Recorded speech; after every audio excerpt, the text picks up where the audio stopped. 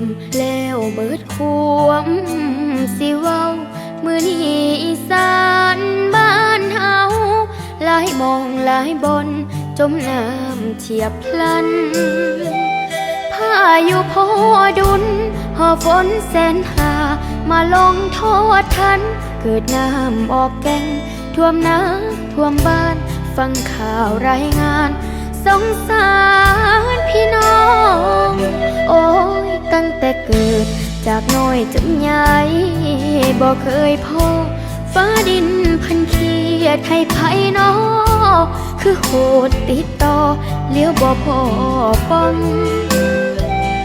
วัดว่าโรงเรียนถนนกลางบ้านกลายเป็นลำคลองโรงสีข้าวจมแกลฟูอ่องลงไฟดับน้ำนองให้บ้านกินน้ำตาส่งข่าวอ้อนหาน้ำใจคนไทยบ้านเฮาอยู่ใสแน่นอหมู่เจ้าผู้คนบ้านเฮาจมอยากเห็นหน้ายามอยากยามนี้ให้ยังพอมี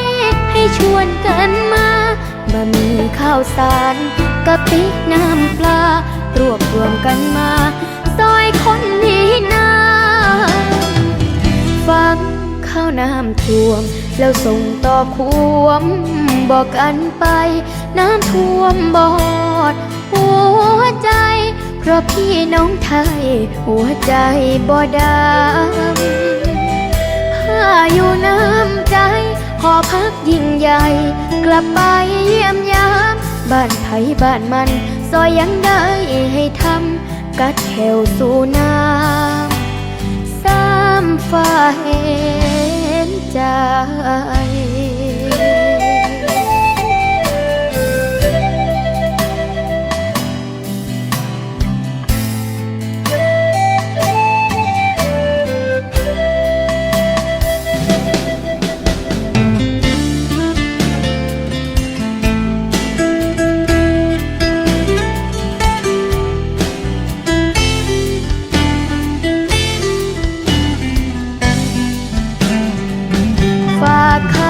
ไปหา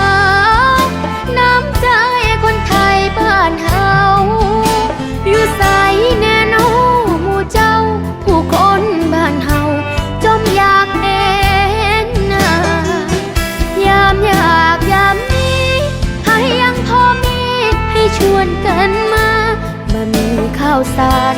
กะปิน้ำปลารวบรวมกันมาซอยคนนี้นาฟังข้าวน้ำท่วมแล้วส่งต่อความบอกกันไป